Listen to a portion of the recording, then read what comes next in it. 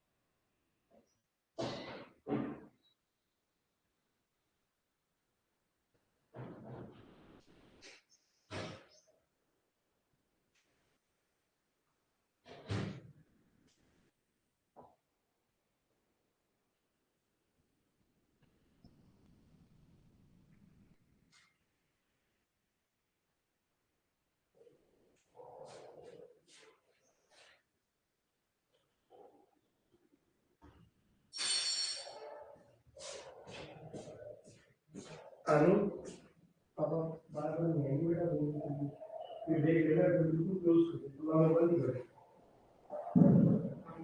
ये एक बार ठीक है अब बिल्कुल ऐसा गंदा काम नहीं कर रहा है आप पता है ना परेशान हो रही है नहीं पता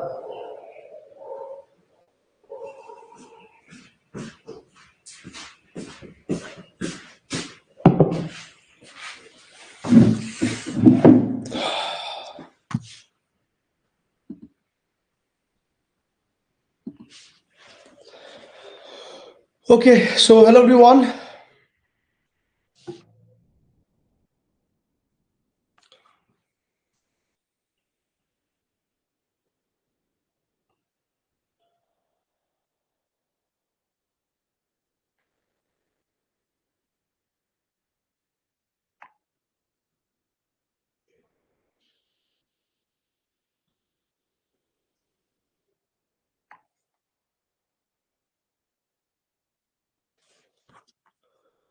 Okay, okay.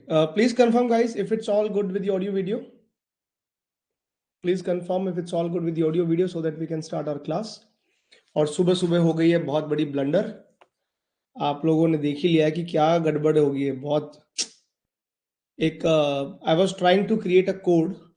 मैं ना एक कोड क्रिएट करना चाह रहा था कि ताकि सभी बच्चे जो है मेरे मेरे बैच वाले बच्चे वो कोड का यूज करें और एनरोल कर लें. ठीक है. और गड़बड़ ये हो गई है सुबह सुबह कि 1 रुपये वाले चक्कर में पता नहीं कितने बच्चे एनरोल उसमें होते जा रहे हैं, कितने उसमें एनरोलमेंट आता जा रहा है और कितनों को हमें मैसेज अलग से डालने पड़ रहे हैं कि this is not for you, this is not for you, आपको पूरा पेमेंट करना है. तो क्या मैस हो गया है ना क्रिएट सच में.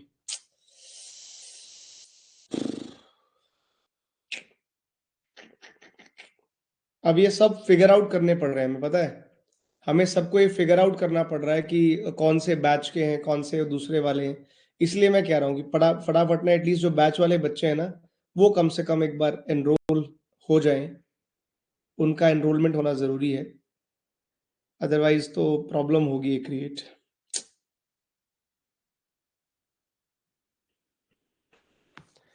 और मेरे से गलती ये होगी, मेरे से गलती से वो मैसेज ब्रॉडकास्ट हो गया. मैंने खाली ना ड्राफ्ट में सेव करना था, वो गलती से ब्रॉडकास्ट ही हो गया है. सब जितने भी जिनके पास भी मोबाइल ऐप है, 750 बच्चों के पास मोबाइल ऐप है, और ये मैसेज 750 बच्चों को चला गया.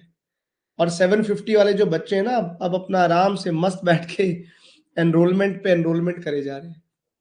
कह रहे हैं कि वो दुआएं भी दे रहे होंगे कि सर कितने अच्छे हैं, 1 रुपए में हमें 6 महीने फ्री में पढ़ा रहे हैं. यार एक बड़ा गड़बड़ हो गया. चलो एनीवेज, तो ऑल गुड. शुरू किया जाए हमारा हिस्ट्री का क्लास नंबर 4, हमारा चैप्टर नंबर 4. जल्दी बोलिए सर, सब लोग रेडी है क्लास के लिए. आज स्लाइड्स नहीं है. आज स्लाइड्स के अलावा हम लोग वैसे पढ़ाई करेंगे. आज पहले क्लास नोट्स ही बहुत सारे लिखने के लिए, तो पहला फोकस क्लास नोट्स पे ही करेंगे. ठीक है जी. आप लोग का सबका हो गया एनरोलमेंट. नैन्सी, प्रशांत, दीक्षिता, सोनाली, आप लोग का तो हो गया है मेरे ख्याल से ना. आप लोगों ने तो कर लिया एनरोल. ओके, चलिए क्लास 4 की शुरुआत करते हैं.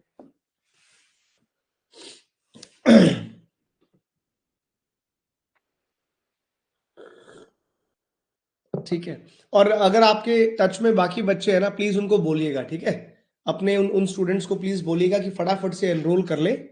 आप लोग अपने ग्रुप के बाकी उसमें मेंबर्स को जाके भी प्लीज बोल दीजिएगा, ठीक है। अदरवाइज मेरे लिए तो बहुत बड़ा प्रॉब्लम क्रिएट हो गया है। अभी एक एक बच्चे को चेक कर करके मैसेज डालने पड़ रहे हैं, कौन सा बैच वाला है, कौन सा बैच वाला नहीं है, तो बहुत प्रॉब्लम हो जाती है ऐसे। तो चलिए, एनीवे, सो अभी फोकस करते हैं। आधा फोकस वैसे मेरा उस प्रॉब्लम में है, लेकिन I will still try to be as good as possible. तो प्लीज आज का चैप्टर 4 का हेडिंग डालिए। चैप्टर 4 का हेडिंग डालिए। Chapter 4 is the chalcolithic culture. So today history chapter number 4 we are going to focus on chalcolithic और Chalcolithic, जैसे भी आप प्रोनाउंस करना चाहें। एक बात समझ में आ रही है कि कैलकोलिथिक कल्चर में क्या होने वाला है, right? At least we are aware कि कैलकोलिथिक कल्चर है तो क्या होगा। Means I am talking about the copper age. So we are going to have this copper age, that's why the name is chalcolithic culture. The very first thing is, जब हमारा कल हमने neolithic age तक पढ़ा था ना, तो पहला पॉइंट इसमें आप नोट कीजिएगा that by the end of neolithic culture, जब आपका नियोलिथिक कल्चर खत्म हुआ, by the end of the neolithic culture और neolithic age, so that time use of metals started. Neolithic के खत्म होते होते मेटल्स का यूज शुरू हुआ। And we are all aware that the first metal to be used was copper. ठीक है जी, तो कॉपर हमारा फर्स्ट मेटल है, और इस कॉपर के यूज के वजह से दस स्टार्टेड कॉपर स्टोन एज। खाली ऐसा नहीं कि खाली कॉपर है, स्टोन का रेलेवेंस तो रहेगा, स्टोन तो है ही अभी भी। तो thus started the stone copper stone phase of human civilization. ये जो कैलकोलिथिक पीरियड की हम लोग बात कर रहे हैं, इसी कॉपर स्टेज फेज को कहा गया, this is what we called the chalcolithic culture. इसी को कैलकोलिथिक कल्चर बोला गया। This Chalcolithic culture that we study is actually, Chalcolithic culture is applied to pre-Harappan times। ये याद रखिएगा, ये Chalcolithic culture हम जो स्टडी करते हैं, हड़प्पन टाइम से भी पहले का कल्चर है। It is applied to the pre-Harappan times. ये स्टार मार्क आपको क्रोनोलॉजी समझने में हेल्प करेगा कि नियोलिथिक के बाद कैलकोलिथिक, उसके बाद, क्योंकि हड़प्पन एज जो थी ना वो ब्रॉन्ज एज थी। ये भी आप ध्यान रखिएगा कि हड़प्पन्स जो थे उन्होंने ब्रॉन्ज का यूज शुरू किया था। तो जाहिर तौर पे ब्रॉन्ज तो बाद में बना होगा ना, पहले कॉपर में टिन मिलेगा तभी ब्रॉन्ज बनेगा। तो chalcolithic culture was a pre Harappan times, Harappan civilization से भी पहले का। बट स्टार मार्क एक नोट के साथ लिखिएगा, नोट में लिखिएगा, but in many parts this culture also appeared after the end of Bronze Harappan age. देखो क्या है ना,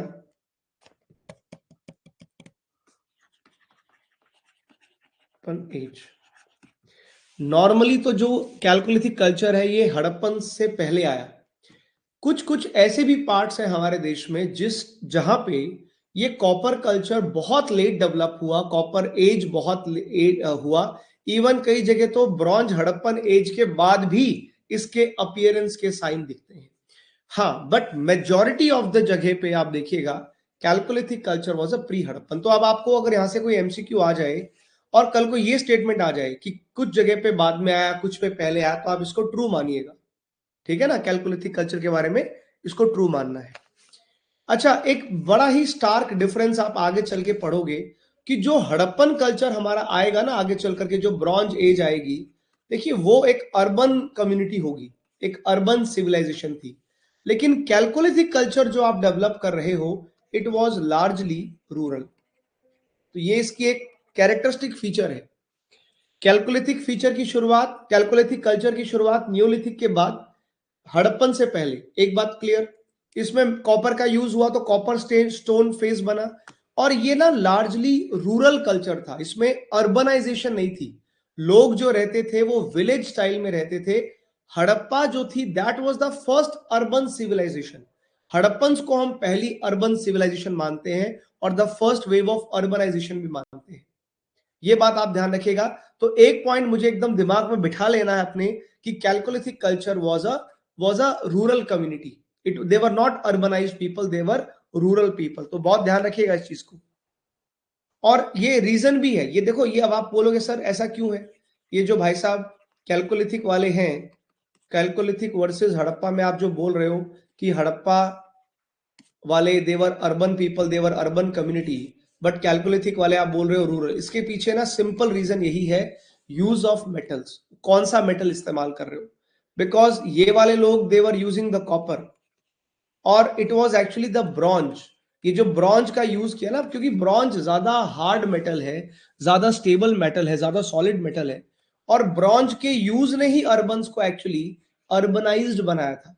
तो क्योंकि यहाँ पे ब्रॉन्ज नहीं है, कॉपर का यूज है, लिमिटेड यूज है कॉपर का भी, इन्होंने ज्यादा एक्सप्लोर नहीं किया इसके यूज को, इसीलिए ये लार्जली रूरल ही रह गए। ये एक बात समझ लीजिएगा। बहुत फर्क पड़ता है किसी भी सिविलाइजेशन में आप किस मेटल का यूज करते हो, बिकॉज वो मेटल डिसाइड करता है आपके यहाँ के टूल्स कैसे होंगे, आपकी मशीन्स कैसी होंगी, आपके वेपन्स कैसे होंगे, और इन सब चीजों पे डिपेंड करता है कि आपके आपके कम्युनिटी, आपके सिविलाइजेशन में अर्बन ट्रेड ज्यादा है कि रूरल ट्रेड ज्यादा है ना, ये उस चीज पे डिपेंड करता है। खैर, अब अगर मैं कैलकोलिथिक कल्चर की बात करूं तो भारत के किस किस हिस्से में आपको कैलकोलिथिक सेटलमेंट्स देखने को मिलती हैं। सो प्लीज नेक्स्ट पॉइंट लिखिएगा। ये जो कैलकोलिथिक सेटलमेंट्स भारत में मिली, ये लार्जली प्रीडोमिनेंटली कॉपर यूज करने वाली जो सेटलमेंट्स भारत में हुई, भारत के किस किस हिस्से में हुई? तो भाई इंडिया के 4 हिस्सों में हुई। साउथ ईस्ट राजस्थान में हुई, ठीक है जी, साउथ ईस्ट राजस्थान में आपको देखने को मिलेगा कैलकोलिथिक सेटलमेंट्स। उसके अलावा western Madhya Pradesh, western MP में देखने को मिला। उसके अलावा आपका वेस्टर्न महाराष्ट्र में भी हुई, जो वेस्टर्न महाराष्ट्र है वहां भी ये कल्चर डेवलप हुआ। और फिर आपका southern India and east India, south India में भी हुआ और ईस्टर्न इंडिया में भी हुआ। ये प्लीज 5 चीजें याद रखिएगा, एंड यहां से एमसीक्यू बनेंगे आपके। कैलकोलिथिक कल्चर भारत के किस किस हिस्से में आपको मिलेगा? तो particularly south east Rajasthan, western MP, western Maharashtra and south India and east India. और इनमें भी पर्टिकुलर एरियाज की भी अलग अलग साइट्स हैं। जैसे फॉर एग्जांपल अगर मैं साउथ ईस्ट राजस्थान की बात करूं, दो सबसे बड़ी सेटलमेंट जो हमें मिलती है साउथ ईस्ट राजस्थान में, एक है आहार सेटलमेंट और दूसरी है गिलंड। तो गिलुंड और आहार, ये दो आपकी सेटलमेंट्स हैं जो आपको यहां मिलेंगी, और दोनों की दोनों ये जो लोकेशंस हैं, दोनों एरियाज जो हैं, basically they are part of the dry zone of the Banas river. Rajasthan में है ना बनास नदी, तो बनास नदी के जो ड्राई जोन एरिया है वहां पे ये आहार और गिलुंड जो दोनों सेटलमेंट है वो डेवलप होती है। और हमें कैसे पता चला? इन दोनों ही जगह से आर्कियोलॉजिकल एविडेंस मिले, तो इन दोनों ही जगह से we found large number of copper goods, बहुत ज्यादा मात्रा में कॉपर के सामान यहां से बरामद हुए हैं। तो हमें समझ में आया कि यहाँ पे एक मैच्योर कॉपर कल्चर रहा था।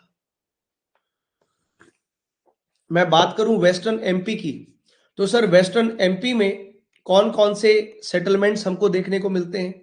तो वेस्टर्न एमपी में एक मालवा का रीजन जो है, जो पूरा मालवा रीजन है, उसके अलावा कायत और Eran, we have Kayatha region in MP and then we have the Eran. तो ये 3 साइट्स हैं, मालवा, कायत और ईरान, जो वेस्टर्न एमपी में, जहां पे एक मेच्योर कॉपर कल्चर आपको देखने को मिला। ठीक है, इनफैक्ट आप देखिएगा मालवा के अंदर तो आपको बहुत ही रिचेस्ट सेरेमिक्स भी मिलते हैं, यहाँ पे बहुत रिचेस्ट रिकॉर्ड। अच्छा, इनको कलेक्टिवली, इस पूरे को मालवा कल्चर भी बोला गया, इसको मालवा कल्चर भी बोलते हैं। कि अगर कल को क्वेश्चन आ जाए कि मालवा कल्चर, तो याद रखिएगा मालवा कल्चर भी कैल्कोलिथिक कल्चर का ही पार्ट है। ठीक है ना, तो समझ में आना चाहिए कि अच्छा मालवा कल्चर में भी मतलब ये भी कॉपर एज थी, कॉपर का यूज था। तो अलग से, क्योंकि ये पर्टिकुलर जगह इतनी इंपॉर्टेंट है, इसको अलग से मालवा कल्चर का नाम दिया गया। और ये भी आ सकता है मालवा कल्चर भारत के कहां डेवलप हुआ, तो आंसर हो जाएगा वेस्टर्न एमपी में मालवा कल्चर डेवलप हुआ। ठीक है बॉस। और मोस्टली जितनी भी ये साइट्स है ना, जितनी भी जो साइट्स मालवा कल्चर की हैं, इनके बारे में एक और पॉइंट याद रखिएगा, they are mostly non Harappan sites. ये नॉन हड़प्पन साइट्स हैं सारी, यहाँ पे हड़प्पन सिविलाइजेशन नहीं पहुंची थी, तो नॉन हड़प्पन साइट्स है। ठीक है जी। मालवा कल्चर में एक दो साइट और भी जुड़ जाती हैं, एक दो और एक्स्ट्रा अगर नाम लिखने हैं जो मालवा कल्चर जहां देखा गया, अदर देन मालवा, कायत, ईरान। इसके अलावा एक जगह है Navdatoli, there is a place called as Navdatoli, वहां भी मालवा कल्चर पहुंचा। आपका जो है नागड़ा नाम की जगह है, तो नागड़ा। लेकिन ये स्मॉल लोकेशंस हैं, जो डोमिनेंट लोकेशंस हैं वो ये 3 ही हैं। अगर वो ना भी याद रहे तो कोई बात नहीं, ये 3 एटलीस्ट जरूर याद रखना। वेस्टर्न महाराष्ट्र में कहां पहुंचा साहब? वेस्टर्न महाराष्ट्र की बात करें तो देखिए, महाराष्ट्र में जो इंपॉर्टेंट साइट मुझे मिलती हैं कैल्कोलिथिक एज के साथ में, तो महाराष्ट्र में you have places like Jorwe, you have places like Nevasa, Jorwe, Daimabad, you have places like Chandoli, बहुत ज्यादा लोकेशंस हैं। Then you have the Songaon is another place. Then you have Inamgaon and you have Nashik. ठीक है, एक प्रकाश नाम की भी जगह थी, there is another place called as Prakash. तो ये सारे के सारे जो आप देख रहे हो, all these sites they are chalcolithic sites from western Maharashtra. कई बार ऐसे भी पूछ सकते हैं, तुमको साइट का नाम दिया होगा, स्टेट का पूछेंगे। अब आप गलती से कायत को अगर वेस्टर्न महाराष्ट्र से जोड़ दोगे, इट विल बी ब्लंडर, है ना। या आप जॉर्वे को एमपी से जोड़ दोगे, इट विल बी ब्लंडर। तो ये इसलिए मैंने अलग अलग कलर में क्यों लिखा, अलग अलग कलर का मतलब ये है ताकि आपको कंफ्यूजन ना हो कि कौन सी साइट किधर। तो राजस्थान की 2 हो गई, आहार और गिलुंड। एमपी की 3 होगी, मालवा, कायत और ईरान। मालवा में मालवा कल्चर भी आ गया। और वेस्टर्न महाराष्ट्र के केस में हमने देखा कि भाई यहां तो बहुत सारी है। अच्छा, इसमें भी सब डिवीजन है, आप देखोगे ना अगर, तो आपको ये जो जॉर्वे, नेवासा, दैमाबाद, ये जो तीनों साइट्स आपको नजर आएंगी, ये वाली जो 3 साइट्स हैं, ये बेसिकली आपकी अहमदनगर प्रोविंस का पार्ट है। They are part of Ahmednagar province. तो अहमदनगर का ये उसके अंडर आती है। और नीचे वाली आप देखोगे चंदोली से इनाम गांव, ये वाली जो 3 है ये पुणे रीजन में आती है फिलहाल। तो प्रेजेंट के कॉन्टेक्स्ट में भी मार्क करने हो तो जॉर्वे, नेवासा, दैमाबाद अहमदनगर के अंडर, और पुणे में आती है चंदोली, सोनगांव और इनाम गांव। बाकी नासिक का पार्ट और ये प्रकाश और ये पूरा, ये आपका नासिक के अंदर आता है, प्रेजेंट डे नासिक। अच्छा, ओवरऑल ये जितनी भी साइट्स, ये जो सारी कैल्कोलिथिक साइट्स है ना, इनको कलेक्टिवली एक नाम दिया गया है, and collectively they are called part of Jorwe culture. जैसे मालवा कल्चर, ऐसे ही जॉर्वे कल्चर। तो आप एक चीज नोटिस कर रहे हैं कि विद इन कैल्कोलिथिक कल्चर भी कई सारे सब डिविजन्स हैं। कल को अलग से अगर कैल्कोलिथिक कल्चर पे एमसीक्यू आपका मेंस क्वेश्चन आ जाए, तो जरूर मेंशन कीजिएगा कि इसके रीजनल वेरिएंट्स भी हैं। कैल्कोलिथिक सेटलमेंट के रीजनल वेरिएंट्स हैं, मालवा कल्चर डेवलप हुआ, जॉर्वे कल्चर हुआ, but overall they are part of chalcolithic culture. तो जो मैं कैलकोलिथिक कल्चर की, जो मैं आगे चल करके जो भी इसके हम लोग कैरेक्टरिस्टिक्स देखेंगे ना, जो इसके कैरेक्टरिस्टिक्स देखेंगे वो हम देखने वाले हैं। इसके जो कैलकोलिथिक सेटलमेंट्स होंगे, इसके characteristics will be the same into Malwa and Jorwe. But आपको ये बस पता होना चाहिए कि जॉर्वे कल्चर कहां डेवलप हुआ।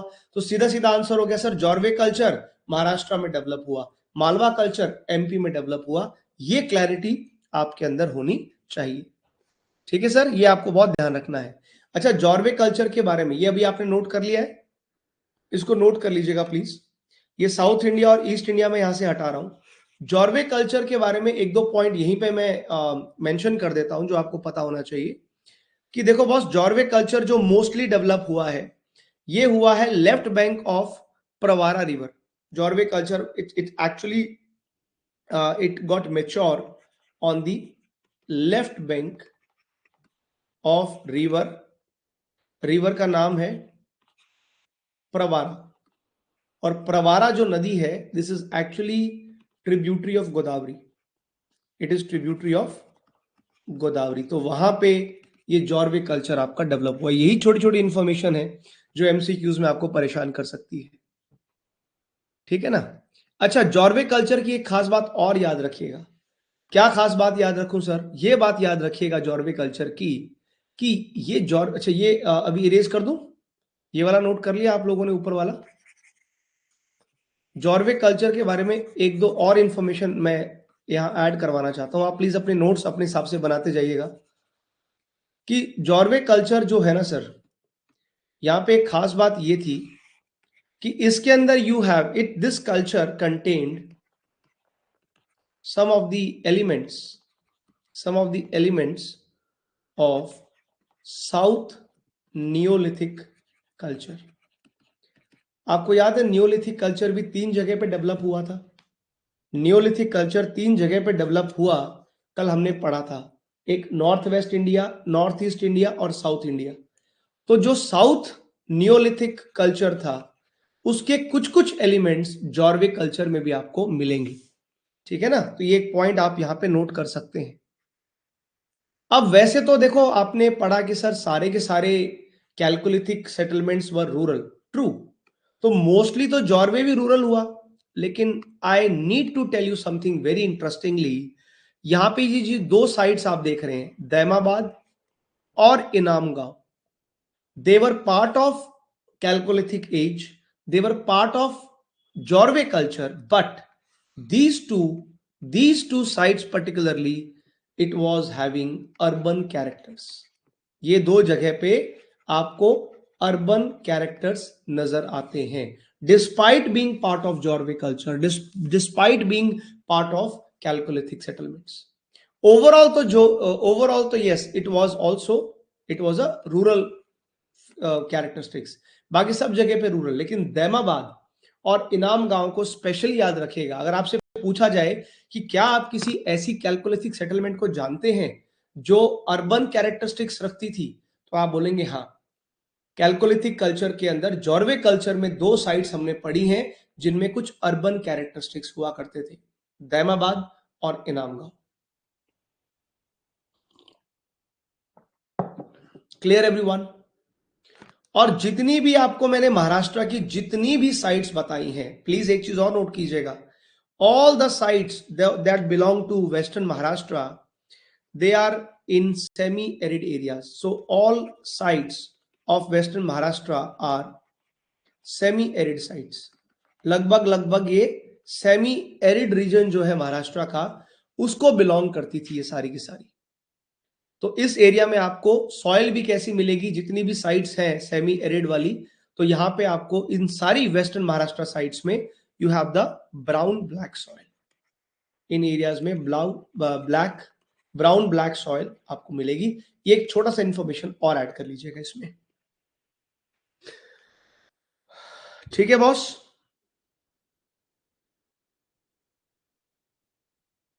नोट किया?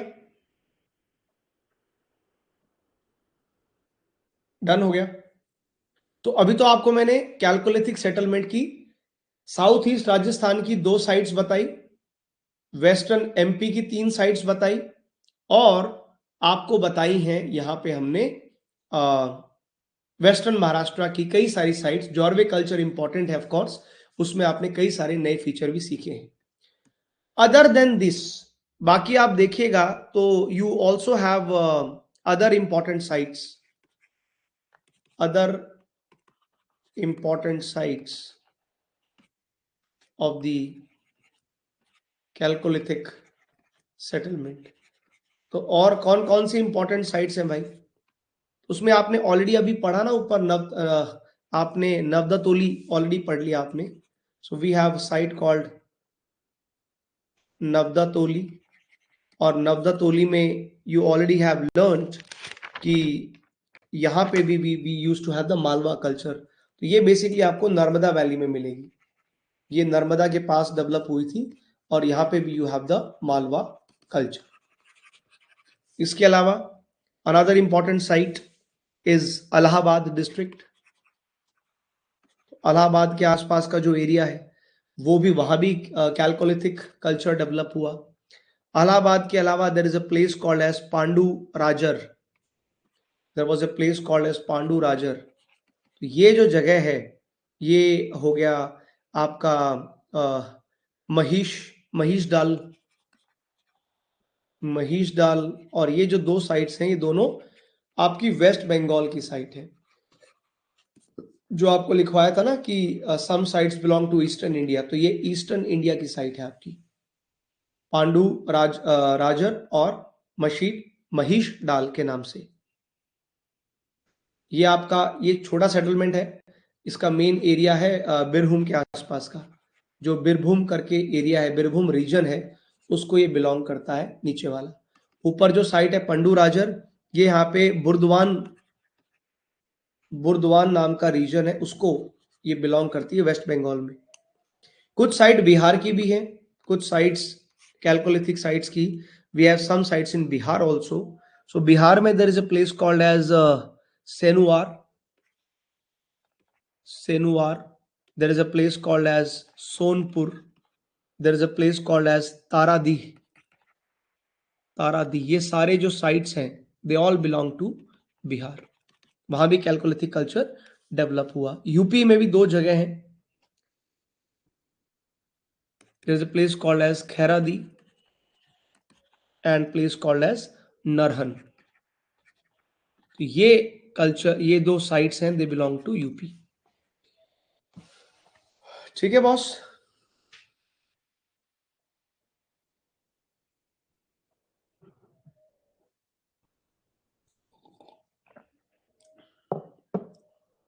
अब देखो जितनी भी आपने कैलकोलिथिक साइट्स पढ़ी, लगभग हर कैलकोलिथिक सेटलमेंट, हर कैलकोलिथिक साइट कॉपर एज से पहले there was use of microlithic tools. तो जितनी भी साइट्स हैं, all sites used microlith tools. आपको पता है ना माइक्रोलिथ टूल्स क्या थे? That belong to mesolithic age, है ना। तो वो जो फाइन माइक्रोलिथ्स थे मेसोलिथिक एज के, उन सभी साइट्स ने यूज किए except for one site, that was Ahar. तो आहार जो आपने मेरे साथ पढ़ा था, राजस्थान को जो बिलोंग करता है आहार साइट, उसके बारे में उसके आगे कहीं लिख लीजिएगा। आहार is that one site of chalcolithic settlement did not use microlith tools. कभी भी आहार ने दे डिड नॉट यूज माइक्रोलिथ्स। तो ये उसका एक अलग से कैरेक्टरिस्टिक फीचर है। जहां पे आपने राजस्थान वाली लिखी है ना, वहां पे आहार के आगे लिख लीजिएगा, this is the only site where no use of microlith was there. Otherwise तो मोस्टली सारी साइट्स में माइक्रोलिथ टूल्स का इस्तेमाल हुआ है। अच्छा, आहार के आगे ना, आहार में एक और चीज इसमें नोट करना, आहार का एक पुराना नाम भी है। The old name of Ahar was Tambavati. It was Tambavati और तांबावटी। इसको क्यों बोलते थे Tambavati? Why we use to call it Tambavati? Tambavati बोलने का रीजन क्या था? तो ये दिखाता है तांबा मतलब कॉपर, है ना। तो एक्चुअली जो वर्ड था तांबावती, इसका मतलब ही था, it means copper possessing face, copper possessing area और कॉपर पोजेसिंग प्लेस। तो आप सोच सकते हैं कि आहार में किस लेवल पे, मैंने शुरू में लिखा था ना आहार के बारे में, हम लिखा था कि यहाँ पे large large number of copper goods हमको मिलते हैं। तो इतने सारे कॉपर गुड्स मिलने का के पीछे कारण यही है कि यहाँ पे बहुत ज्यादा कॉपर था। तो आहार जो आपने लिखा था उसमें 2 पॉइंट जरूर ऐड कर लेना, इसका पुराना नाम तांबावटी, और इसने जो है माइक्रोलिथ का इस्तेमाल नहीं किया, यहाँ पे डेवलप नहीं हुआ। ठीक है, please tell me if you are clear up to this point. Everybody clear up to this point? Yes.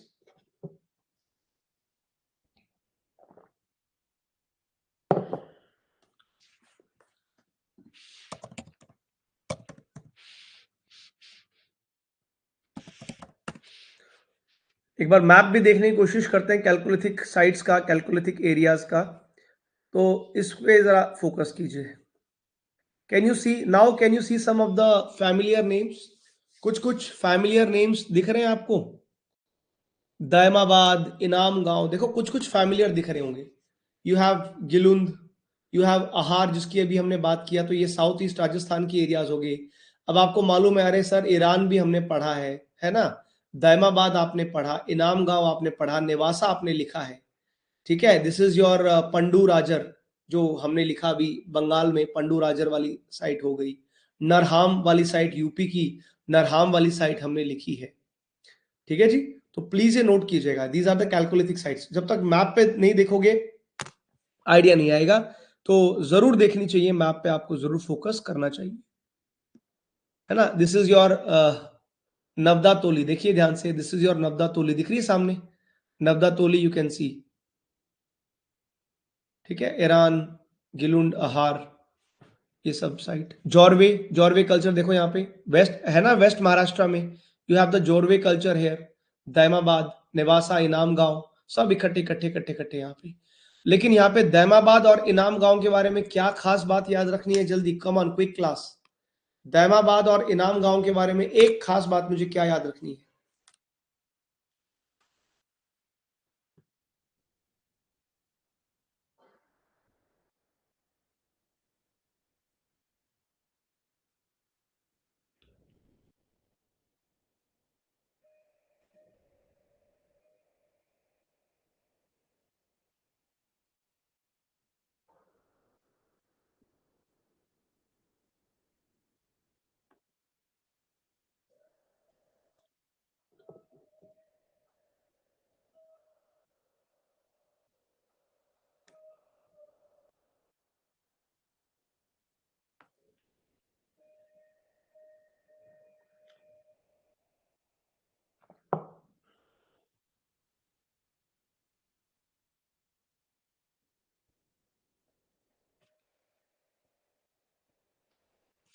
They were the urban stage, they were the urban sites. Very nice, एकदम champion बच्चे हो रहे हो तुम लोग। अच्छा, और कुछ देखते हैं, आइए जरा, let's talk about some of the other characteristics of the chalcolithic phase. So now please put up the heading as some of the characteristics of chalcolithic phase. आइए जरा कुछ characteristics of the chalcolithic phase के बारे में बात करते हैं। First let's talk about the pottery. अब इधर कैसा पोट्री था भाई, कैसे वाला पोट्री यहां डेवलप हुआ? सो पोट्री की अगर बात करें, it was the black and the red ware.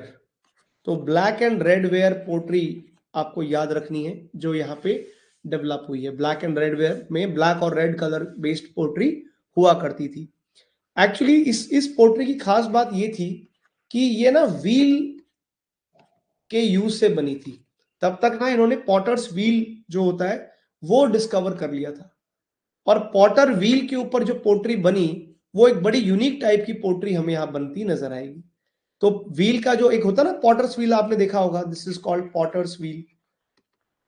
तो जो पूरा वो बनाते हैं मिट्टी के बर्तन, वो एक घूमता रहता है व्हील, उसके ऊपर बनाते हैं। तो ये लोगों ने स्टार्ट कर दिया था।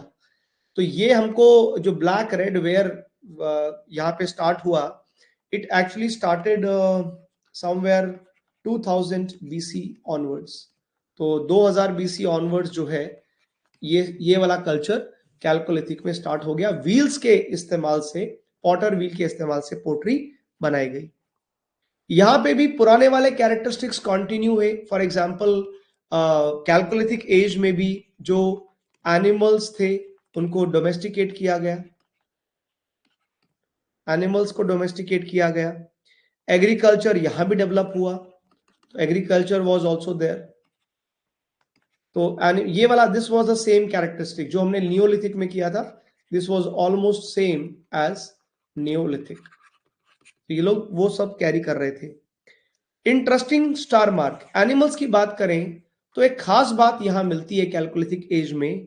We also find the remains of camels. इस टाइम पे कैमल्स के रिमेन्स हमको बहुत सारे कैल्कोलिथिक एज में मिलते हैं, खासतौर पे जो राजस्थान वाली साइट्स हैं।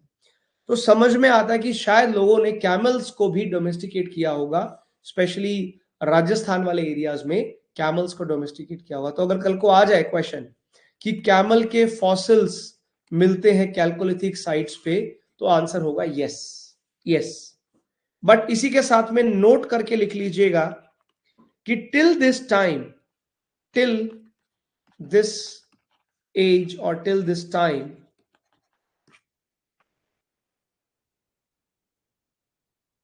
people were not acquainted, they were not familiar with horse, क्योंकि घोड़े के, हॉर्स के कहीं पे रिमेन्स नहीं मिलते।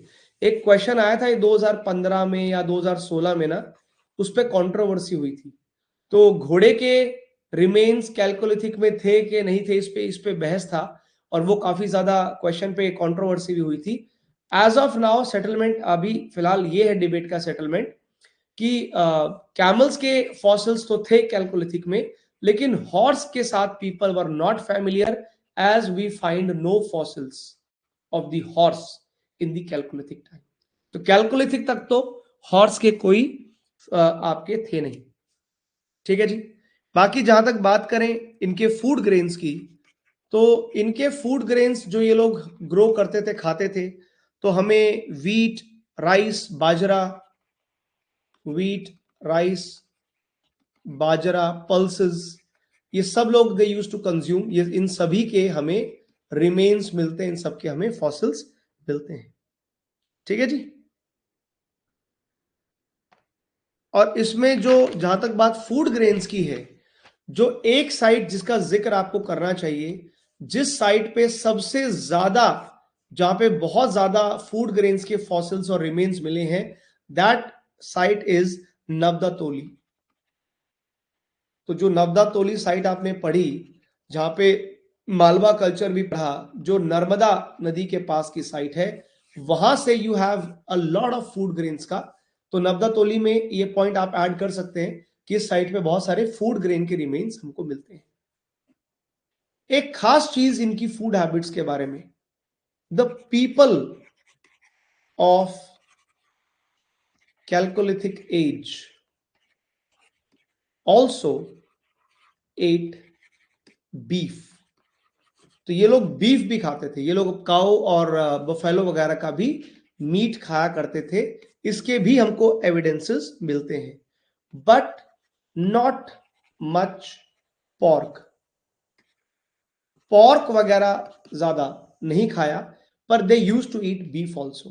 तो this can another important information about the chalcolithic people, about their eating habits. तो ठीक है, फूड ग्रेन्स तो थे ही, of course they used to have food grains, but food grains के अलावा some people also used to eat beef but not much pork। ठीक है, ये वाला पॉइंट भी आप लिखिएगा। इसी कैल्कोलिथिक पीरियड में there was also, other than this, there was also the fish and rice culture। also there was fish and rice culture, especially जो ईस्टर्न इंडिया की जितनी भी साइट्स हैं, कैलकोलिथिक साइट्स, और आज भी आप देखिए ईस्ट इंडिया में it is still the same. People of East India, Odisha, Bengal and all, they still love to have fish and rice, right? तो ये फिश और राइस का जो कल्चर है, ये कैलकोलिथिक लोग, ईस्टर्न इंडिया के लोग बहुत खुश होकर खाते थे. And that has nothing has changed even today. ठीक है जी. जहां तक बात इनके घरों की है, व्हाट अबाउट द हाउसेस? देखिए जो घर थे इन लोगों के ना, houses were actually made up of mud bricks. ये लोग जो है मड ब्रिक्स का ही यूज करते थे, कच्ची ईंटें जो होती हैं. And clearly they were not familiar with the burnt bricks, क्योंकि बर्न्ट ब्रिक्स, पक्की ईंटें बाद में हड़प्पन्स ने बनाई है. तो ये लोग, इनके जो घर हैं, ये तो मड ब्रिक्स के ही घर हमको यहां देखने को मिलते हैं. ठीक है जी.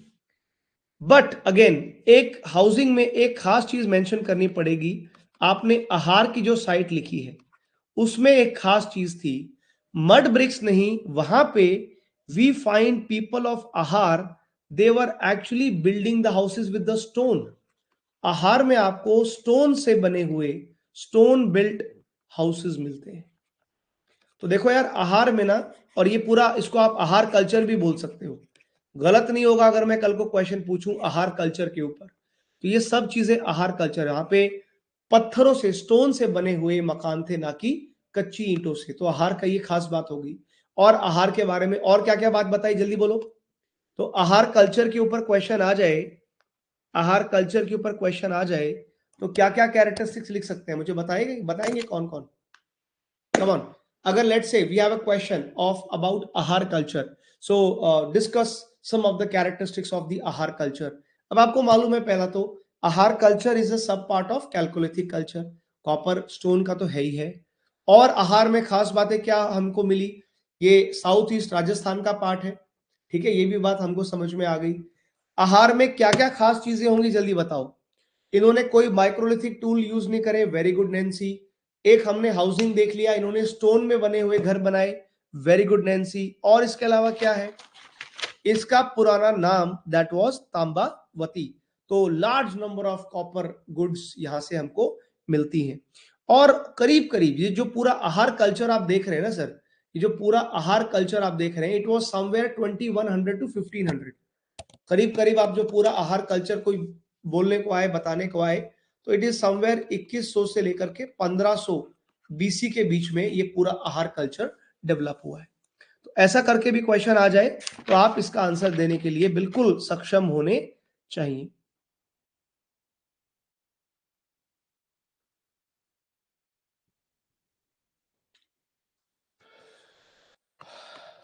एक और क्वेश्चन एमसीक्यू के लिए. Please tell me the largest Jorwe culture sites. Largest Jorwe culture site कौन कौन सी थी? तो लार्जेस्ट जॉर्वे कल्चर साइट में आपको दो साइट्स का नाम ही याद रखना है. और जो एक साइट सबसे बड़ी थी दैट वाज दैमाबाद. तो दैमाबाद को भूलेंगे नहीं. Daimabad was the largest Jorwe culture site, belong to western Maharashtra, we know. ये दैमाबाद की जो साइट थी, it was actually near Godavari river. ये भी बात समझ में आ गई कि गोदावरी नदी के पास की साइट है. हम ऑलरेडी दैमाबाद के बारे में बात कर चुके हैं कि ये आज का प्रेजेंट जो आपका अहमदनगर है उसका ये पार्ट है, वेस्टर्न महाराष्ट्र का पार्ट है. Daimabad was very very famous. एक इसमें खास चीज, इसमें हमने बोला था ना कि अर्बन कैरेक्टरिस्टिक्स थी, उसका भी अब मैं रीजन समझा देता हूं. बिकॉज दैमाबाद में this Daimabad was actually very famous for the use of many bronze goods. तो ये लोग ना ब्रॉन्ज के सामान यूज करते थे, ब्रॉन्ज का सामान इस्तेमाल करते थे. और ब्रॉन्ज का सामान क्यों इस्तेमाल करते थे, तो ये दिखाता है, this actually shows the Harappan influence.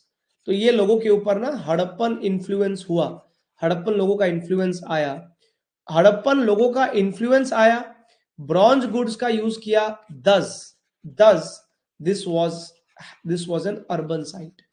तो खाली पहले रट्टा लगवाया था, अभी इसका रीजन भी बता रहा हूं। यही सेम चीज इनाम गांव में भी हुई। Even the same happened with the इनाम गांव। तो इनाम गांव के अंदर भी लोगों ने ब्रॉन्ज का सामान इस्तेमाल किया, शुरुआत किया, और वहां भी हड़प्पन इन्फ्लुएंस। तभी ये दो साइट्स जो हैं जॉर्वे कल्चर की, वो अर्बन साइट्स बनी। लेकिन अगर क्वेश्चन आ जाए सबसे largest Jorwe culture site, answer होना चाहिए दैमाबाद, और आंसर के आपको मैंने चीजें बता दी। Are we clear with that? ये पॉइंट नोट कर लिया?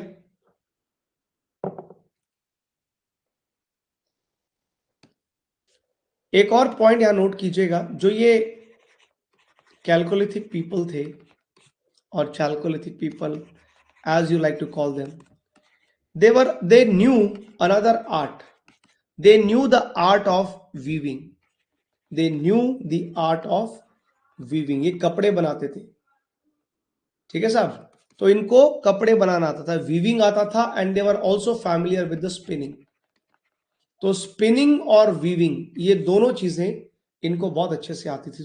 तो ये भी एमसीक्यू में पूछ सकते हैं। अगर क्वेश्चन आ जाए that they were not very familiar with weaving spinning, आप बोलोगे नहीं सर गलत, ये कैल्कोलिथिक लोग जो है अच्छे से इनको वीविंग और स्पिनिंग करना आता था।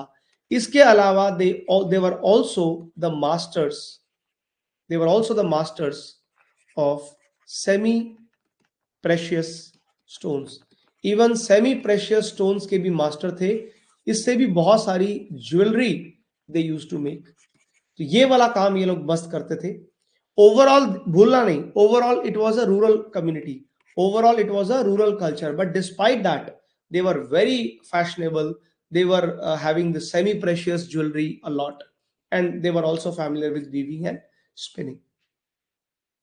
यहां तक का पॉइंट समझ में आया? yes, but there is something very important now. I would like to talk about the people of Chalcolithic age. Chalcolithic लोगों के जो ब्यूरियल प्रैक्टिस थी वो बड़ी इंटरेस्टिंग थी। जो ये अपने डेड बॉडीज के साथ क्या करते थे, इनकी ब्यूरियल प्रैक्टिसेस कैसी थी, तो हमें ना महाराष्ट्र की कई जगह की हमने साइट देखी। So based on the Maharashtra sites, Jorwe culture की साइट्स के ऊपर हमने जब स्टडी की, so we got to know कि यार कैल्कोलिथिक वाले क्या करते थे ब्यूरियल में ना। They use to bury their dead ones, they used to bury their dead ones in the urns. Earns क्या थे? बेसिकली इनके अंडर फ्लोर थे। तो ये लोग क्या करते थे ना, under the floor of their house, ये अपने ही घरों के नीचे इन्होंने अर्न्स, एक अंडरग्राउंड तहखाने टाइप्स बनाए होते थे। तो ये लोग अपने डेड बॉडीज को, अपने डेड वंस को अपने ही घर में, अपने घर के फ्लोर के नीचे बरी कर दिया करते थे। That was the kind of practice chalcolithic people were doing. और वो जो अपने ही घरों के फ्लोर के नीचे ये जो डेड बॉडी रखते थे, that dead body was also buried in a very special north south direction. Properly एकदम ना नॉर्थ साउथ डायरेक्शन में उस डेड बॉडी को रखा जाता था। तो ये भी खास प्रैक्टिस थी इस चीज के लिए। हालांकि ये वाला जो नॉर्थ साउथ डायरेक्शन वाला था, it was mainly with most of the sites, but direction का एक चेंज था इन साउथ इंडिया। साउथ इंडिया में बाकी सब सेम, बट डायरेक्शन जो थी it was actually east west, है ना। तो ये भी ध्यान रखने वाली बात है कि खाली साउथ इंडिया में जॉर्वे कल्चर में ईस्ट वेस्ट डेड बॉडी को रखा जाता था, बट महाराष्ट्र और बाकी जितनी भी साइट्स हैं, मालवा कल्चर, जॉर्वे कल्चर, उसमें नॉर्थ साउथ रखा जाता था। तो ये इनकी ब्यूरियल प्रैक्टिस पे कई बार क्वेश्चन आ जाते हैं, तो यू शुड बी अवेयर, ठीक है, कि क्या करते थे, कहां दफनाते थे, किस डायरेक्शन में दफनाते थे। एंड इंटरेस्टिंग पॉइंट ये है, अगर आप देखोगे ये प्रैक्टिस हड़प्पन से बिल्कुल अलग थी। ये जो इनकी ब्यूरियल प्रैक्टिस थी, इसको यूनिक क्यों माना गया मालूम है? इसलिए इस प्रैक्टिस को यूनिक माना गया क्योंकि अगर आप आगे चल के पढ़ोगे, अगर आप इसको कंपेयर करोगे विद हड़प्पन्स, हड़प्पन्स भी बरी करते थे, बट हड़प्पन्स जो थे ना, वो अपने घरों के नीचे नहीं करते थे। Harappans used to have a separate cemeteries, इनके पास तो एक सेपरेट, एक अलग से इनके शमशान घाट होते थे, ठीक है ना। तो अलग से सिमेट्रीज होती थी, अलग से दूर, घर से दूर कहीं पे शमशान घाट में बरी करते थे। पर ये कैल्कोलिथिक के जो लोग थे वो अपने ही घर में इनको बरी करते। तो ये एक यूनिक प्रैक्टिस मानी गई है, ब्यूरल प्रैक्टिस ऑफ कैल। अच्छा, ब्यूरल प्रैक्टिस को पढ़ना बहुत जरूरी है।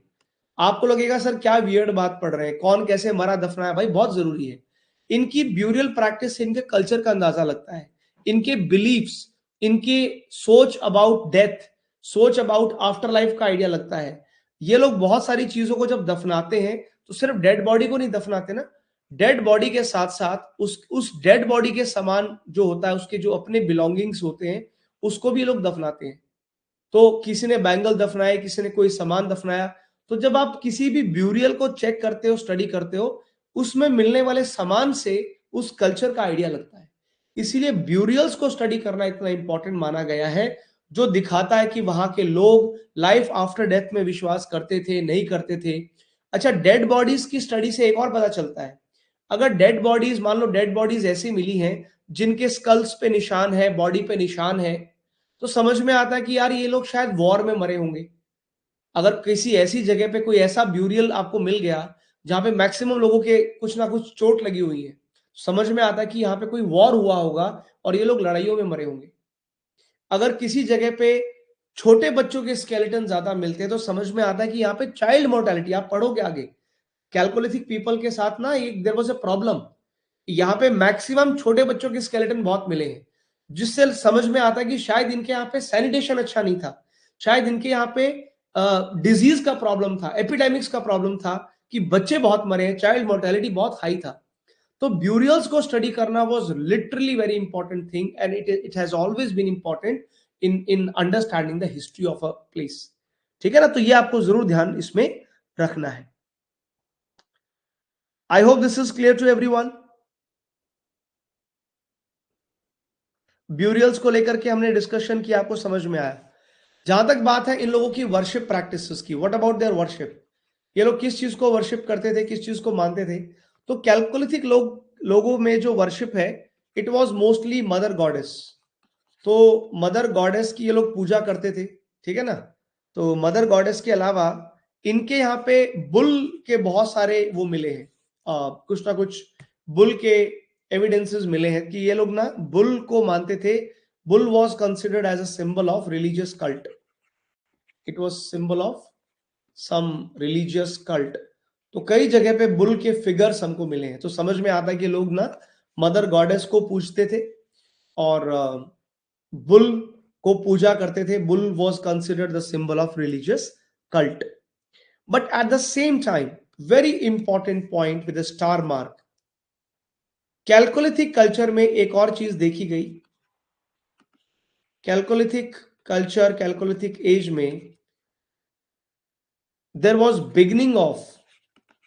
was the beginning of social inequalities also. Social inequalities की शुरुआत हो गई थी कैल्कोलिथिक एज में, अमीर गरीब में फर्क। और ये कैसे पता चलता है, जब आप उनकी ब्यूरियल्स को स्टडी करते हो, आप देखते हो कि यार कुछ जगह पे बहुत बहुत ही एक्सपेंसिव आइटम्स लगते हैं, कुछ जगह पे बहुत नॉर्मल, उनकी पोट्री देख के पता चलता है। अगर मैं सिंपल स्टील की थाली में खाना खाता हूं और किसी और के साइड से सोने की मिलती है, तो समझ में आता ना कि अच्छा ये सोने में खाने वाले रॉयल लोग थे और ये आम आदमी थे जो मर गए। तो बहुत कुछ आर्कियोलॉजिकल एविडेंसेस से समझ में आ रहा है, कैल्कोलिथिक कल्चर में समझ में आता है कि बहुत शार्प डिफरेंस दिख रहा है।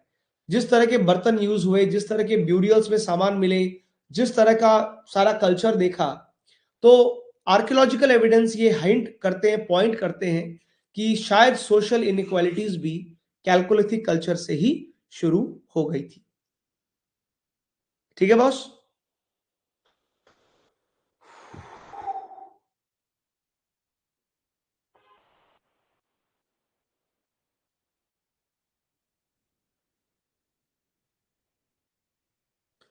अच्छा, एक और साइट के बारे में देखिए, हमने जब आपको ये मैप दिखाया था, आपको जब ये मैप दिखाया था, there is a place called as Ganeshwar. देख रहे हैं जोधपुरा के नीचे there is a place called as Ganeshwar. तो गणेश्वर के बारे में भी एक दो पॉइंट लिखवाता हूं, ये इंपॉर्टेंट है। गणेश्वर की साइट के बारे में भी जरा समझते हैं। सो ये गणेश्वर आप जो मैप पे देख रहे हो, इसके बारे में जरा लिखिए। अलग से लिखना चाहें तो बॉक्स बना के लिख लीजिए, वैसे लिख लीजिएगा कि गणेश्वर जो साइट है, Ganeshwar which is a site of Chalcolithic age. This Ganeshwar is a special site. Why? This was actually close to the rich copper mines. It was very close to the rich copper mines of आज का जो present day Sikar है राजस्थान में, सीकर और साथ में उसके पास झुंझुनू। तो झुंझुनू और सीकर जो जगह है, यहां पे आपको खेतरी कॉपर माइंस मिलती हैं। तो इस जगह पे आज भी झुंझुनू और इस जगह पे तो आज भी कॉपर माइनिंग होती है। तो खेतरी कॉपर माइंस के बहुत पास थी ये जगह गणेश्वर, और इसीलिए यहाँ पे एक रिच अवेलेबिलिटी होने की वजह से this was considered as a very rich site.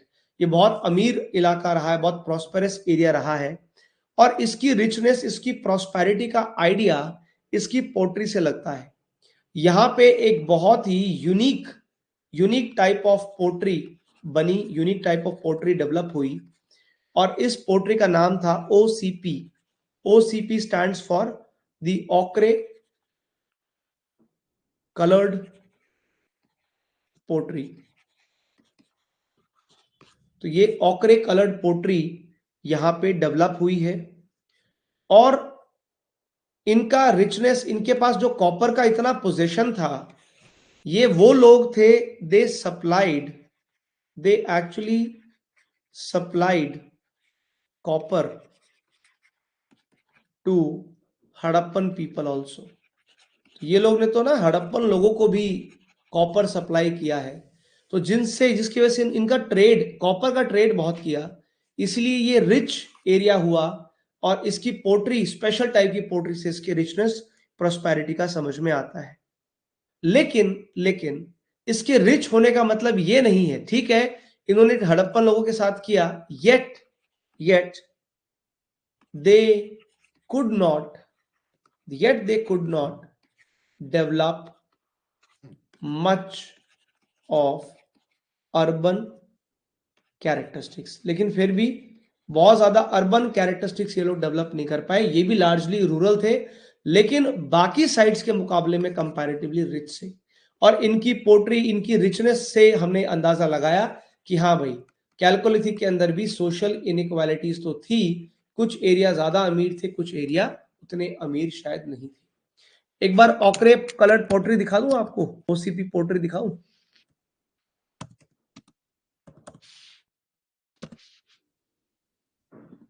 देखिए जरा प्लीज, आइए जरा, इतनी शानदार पोट्री आपको देखने को मिलेगी।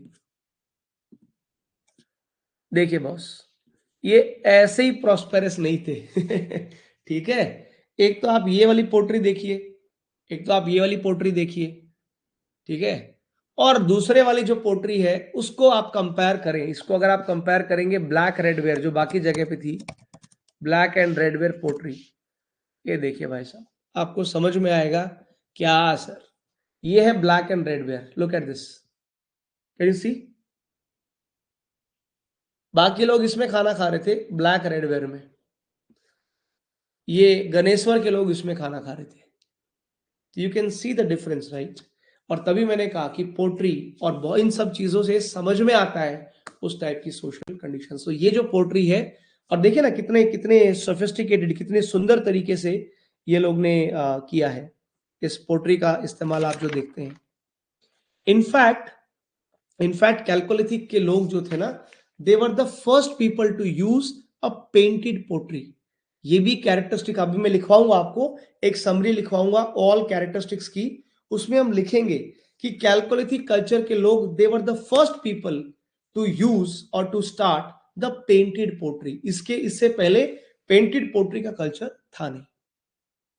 ठीक है बॉस, ये प्लीज आप नोट कर लीजिएगा, ये वाला पॉइंट जो आपको मैं लिखवा रहा हूं। ओके, नाउ मूविंग अहेड, यहां तक का पॉइंट समझ में आ गया।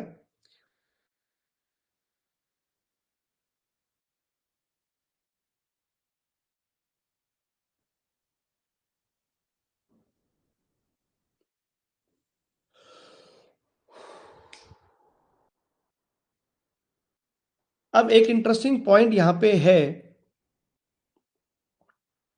कुछ और जगह पे भी कैलकोलिथिक साइट्स डेवलप हुई हैं प्री हड़प्पन फेज में। एक जरा एक और पॉइंट यहां लिख देता हूं आपके लिए।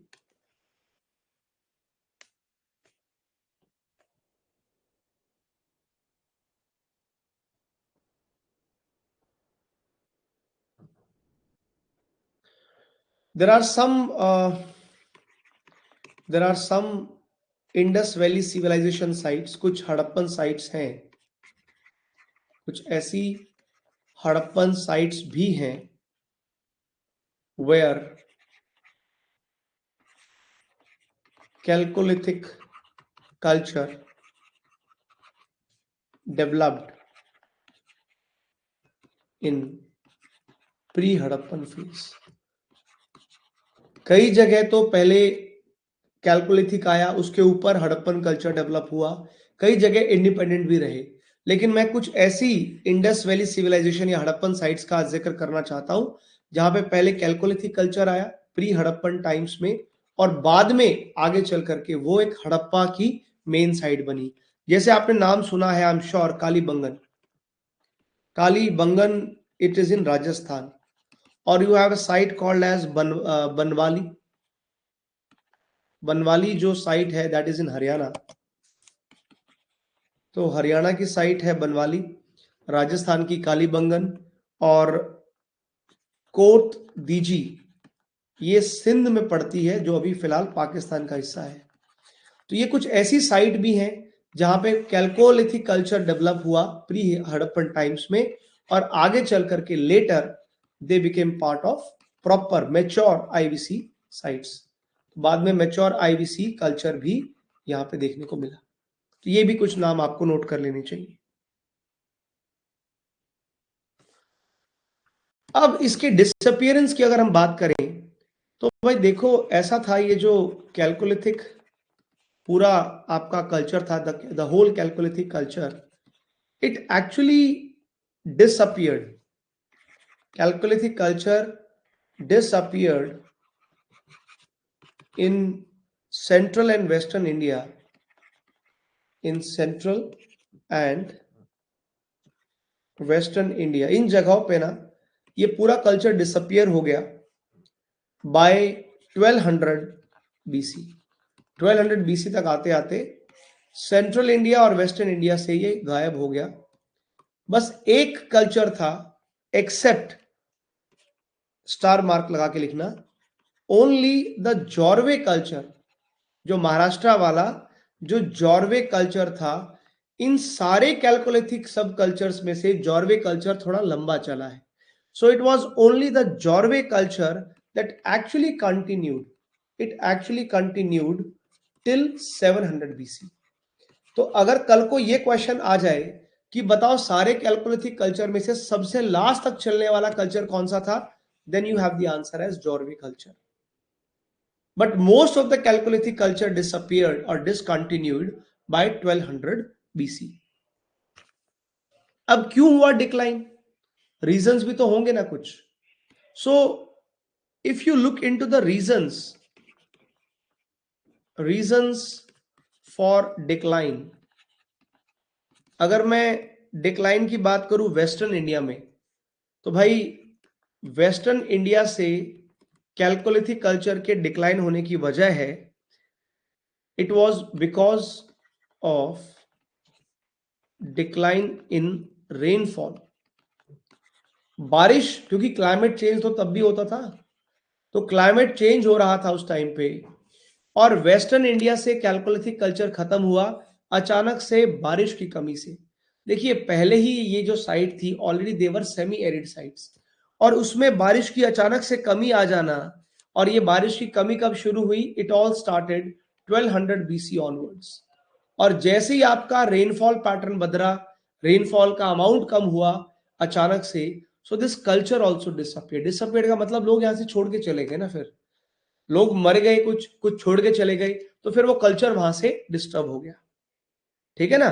तो ये चीज, और दूसरी चीज जो आप सेंट्रल इंडिया या ईस्टर्न इंडिया की बात करें, इन सेंट्रल और ईस्टर्न इंडिया, वहां पे ये कल्चर क्यों डिक्लाइन हुआ? तो वहां पे कल्चर डिक्लाइन हुआ as it was immediately followed by iron phase. East और सेंट्रल इंडिया के लोगों ने जल्दी ही आयरन फेज को अपनाया, जल्दी ही इन्होंने आयरन का यूज करना शुरू किया। It was the iron stone age. तो आयरन स्टोन वाला यूज इन्होंने शुरू कर दिया और कॉपर को ये गिव अप करते चले गए।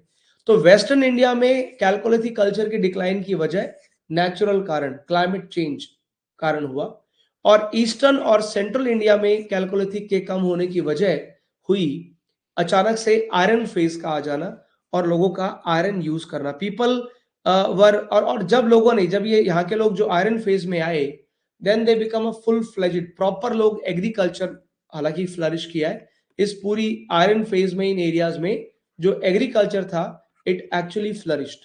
होना ही है ना, क्योंकि अब आप आयरन का यूज कर रहे हो, आयरन का इस्तेमाल कर रहे हो, तो obviously you are more productive. Agriculture में आयरन के इस्तेमाल से एग्रीकल्चर ज्यादा प्रोडक्टिव बन गया। ठीक है। साउथ इंडिया में क्या हुआ इस कल्चर का? साउथ इंडिया में जो कैलकोलिथिक कल्चर था that actually transformed, South India का chalcolithic culture actually transformed into megalithic culture. ठीक है बॉस। साउथ इंडिया का कैलकोलिथिक कल्चर मेगालिथिक कल्चर में ट्रांसफॉर्म हो गया और यहां पे भी इन लोगों ने आयरन का इस्तेमाल शुरू कर दिया। तो अब आपके पास मोटा मोटी रीजन आ गए। ठीक है, मोटा मोटी आपने समझ लिया कि सर वेस्टर्न इंडिया में प्रॉब्लम क्लाइमेट चेंज का था, लेकिन बाकी जगहों पे जो प्रॉब्लम आपको देखने को मिला it was mostly the change in preferences of the tools. It was majorly because of the Iron Age that killed the Chalcolithic culture. But one culture that stand out was Jorve culture, जो actually 700 BC और 500 साल तक अपना जो है carry करता रहा, अपने आप को उसने जिंदा रखा। अब मुझे दो चीजें आपको करवानी है इस चैप्टर को खत्म करने से पहले। I need to focus on two things. The first thing I need to focus is I need to write some of the importance of Chalcolithic phase, and then I also need to discuss the limitations of the Chalcolithic phase. अब आपने अगर ये सारी चीजें लिख ली हैं तो ये क्वेश्चन बड़ा लाजमी सा क्वेश्चन आ सकता है और ये क्वेश्चन के रूप में ही इसको समझिए। अब मान लो आपका कल को मेंस के अंदर आपका जीएस पेपर 1 में ये क्वेश्चन आ जाए कि you have to discuss the importance and limitations of Chalcolithic phase in Indian history. Discuss importance and limitation of Chalcolithic phase in Indian history. और ये क्वेश्चन कल को आपका आ जाए, लेट्स से 15 मार्क्स का आ गया। अब क्या करोगे साहब? 250 वर्ड्स का ये क्वेश्चन लिखो, सोचो बैठ के। 5 मिनट का ब्रेक दूंगा अभी, let's have a 5 minutes break, और 5 मिनट के ब्रेक के बाद वी विल डिस्कस। मैं नोट्स लिखवाऊंगा अलग से, इंपॉर्टेंस क्या है और अलग से लिमिटेशन क्या है, लेकिन 5 मिनट में आपके पास, आपको क्या करना है, 5 मिनट में इसके की पॉइंट सोच के रखने हैं। ठीक है, रखोगे की पॉइंट सोच के? 5 मिनट का ब्रेक देते हैं, 5 मिनट के ब्रेक के बाद लिखेंगे and then your chapter is done, खत्म। जाओ मौज करो। चैप्टर एक और चैप्टर हमने आज फिनिश कर दिया इसका। अभी तक ये बताओ जो पढ़ा है समझ में आया है? एक बार जल्दी से बता दो, फिर अपना सोचते रहना 5 मिनट। मैं भी एक बार अपनी बेटी को संभाल के आता हूं। जल्दी से बताओ जितना अभी तक पढ़ा है एकदम क्रिस्टल क्लियर हो गया है दिमाग में? जिस तरीके से हमने पढ़ा और जिस तरीके से हमने पढ़ाया, वो क्रिस्टल क्लियर हो रहा है कि नहीं हो रहा है?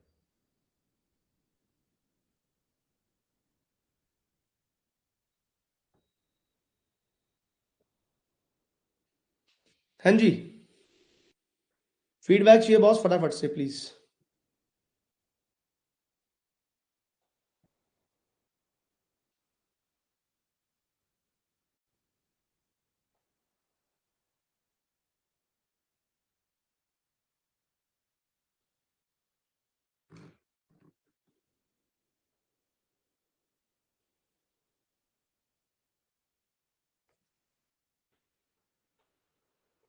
ठीक है, ये तरीका बढ़िया रहा हमारा, है ना?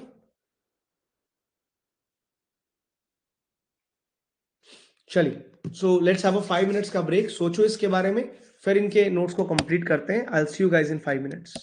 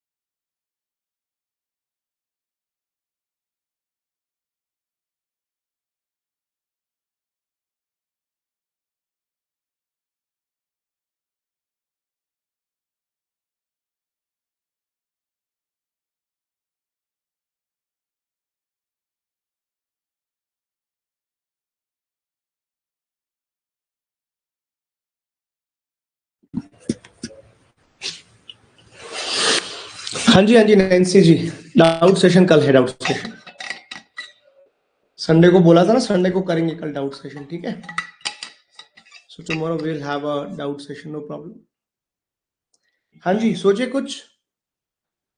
कुछ आप लोगों ने, कुछ है की पॉइंट्स रेडी? अब जो मैं लिखवाऊंगा एक बार आप उससे मैच कीजिएगा, ठीक है।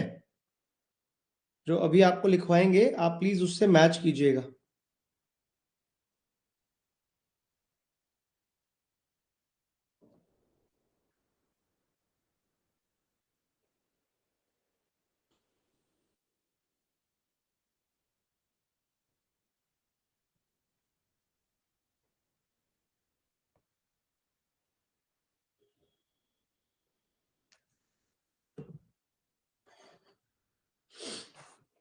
चलिए, प्लीज राइट डाउन।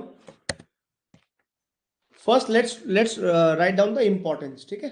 तो क्वेश्चन आपके सामने है, इसमें अपने आंसर के टाइप में आप लिख लीजिएगा। तो पहले let's write down the importance, the importance of the chalcolithic phase और कैलकोलिथिक कल्चर, इसकी क्या इंपॉर्टेंस है, पहले उसके पॉइंट्स लिखिएगा।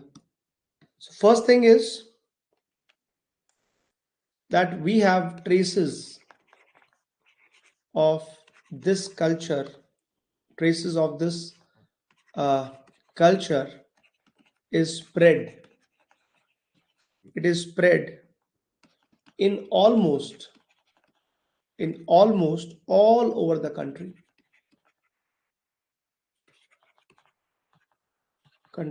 except कुछ जगहों पे जहां कॉपर फेज नहीं फैला, except the alluvial plains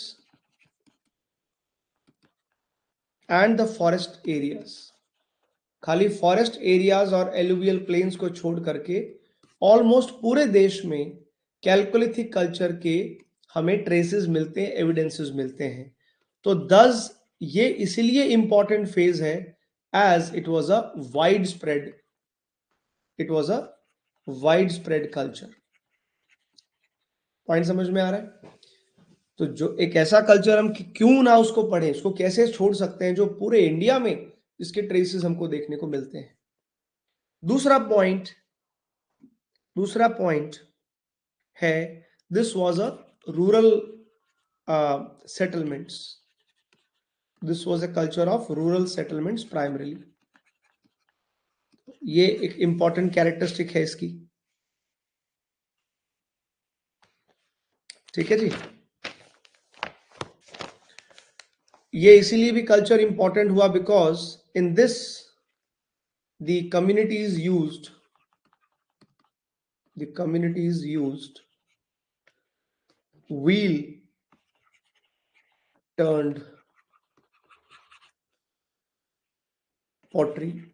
तो अपनी व्हील को यूज करके पोट्री बनाने के लिए ये फेमस हुआ, एंड उसकी वजह से we saw even the black and red ware, तो ब्लैक रेड वेयर पोट्री भी हमको देखने को मिली। एंड इस कल्चर में हमको ओसीपी भी देखने को मिली, जो आपने ऑक्रे कलर्ड पोट्री पढ़ी है ना। इनफैक्ट इसी में स्टार मार्क करके लिख लीजिएगा, in fact they were first to use the painted pottery use करने वाले ये पहले लोग थे, तो इसलिए तो इंपॉर्टेंट है।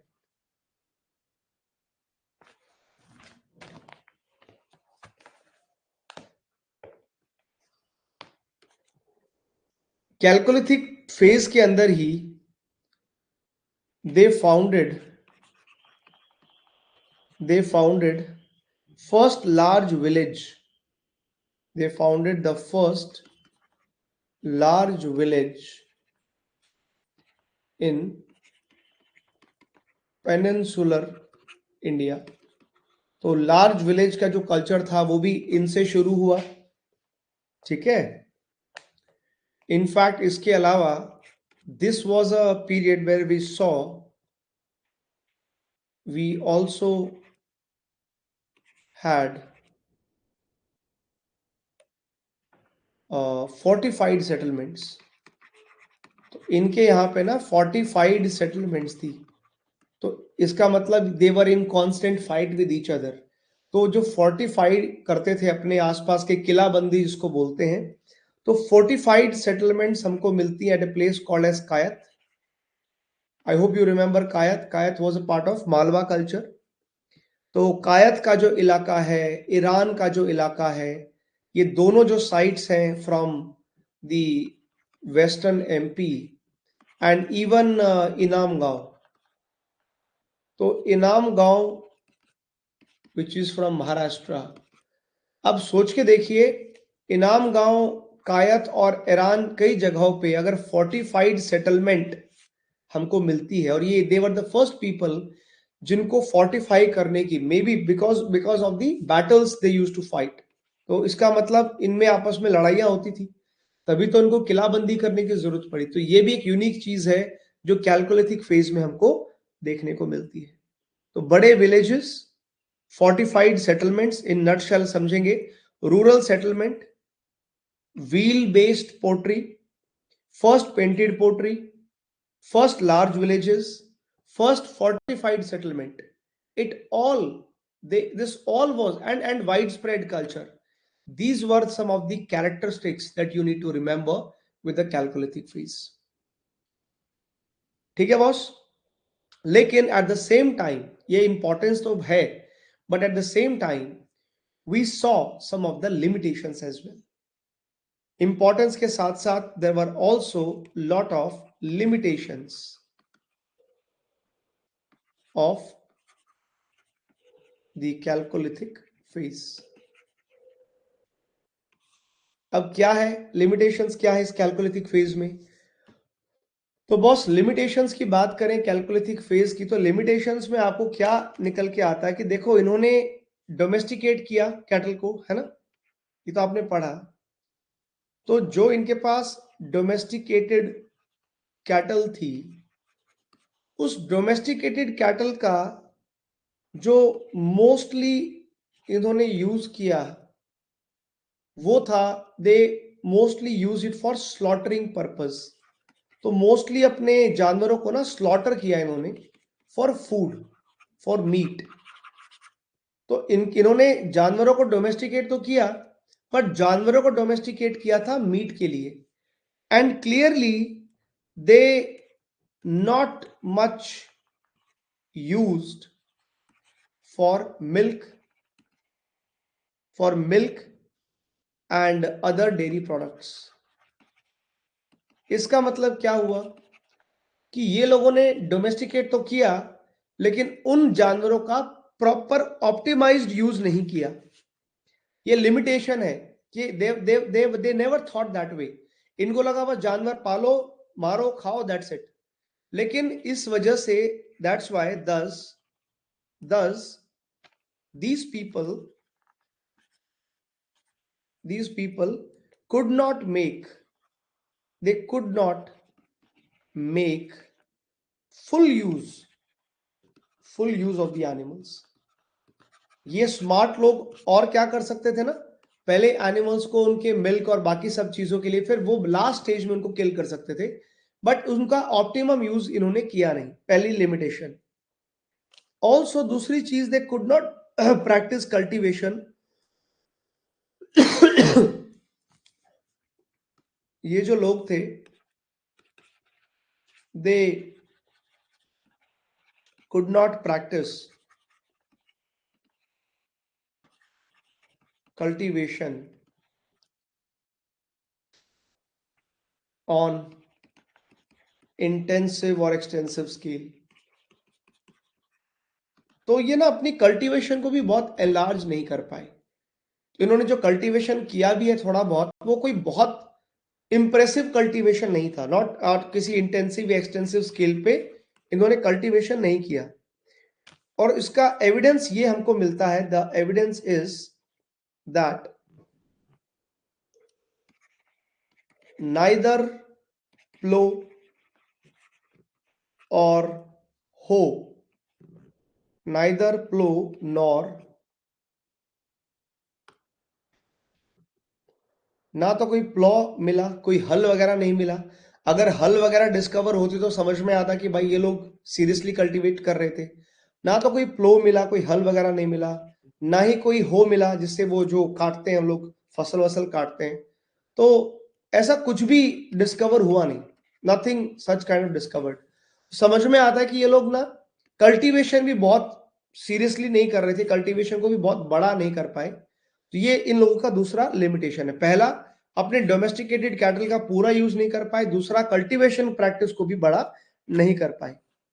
सो देवर एक्चुअली वो कर क्या रहे थे ना ये लोग, they were only doing the slash and burn. जो स्लैश एंड बर्न कल्टीवेशन होता है, तो ये लोग खाली स्लैश एंड बर्न कल्टीवेशन कर रहे थे, जिसको झूम कल्टीवेशन भी बोलते हैं। और ये वाला जो एग्रीकल्चर का स्टाइल है, क्या होता है? Slash and burn.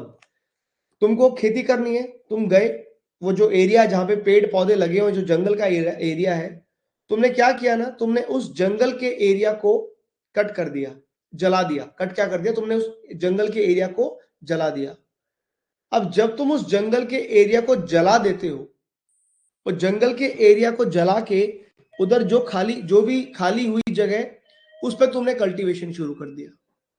ठीक है, एक मिनट रुकना है, जस्ट 1 मिनट।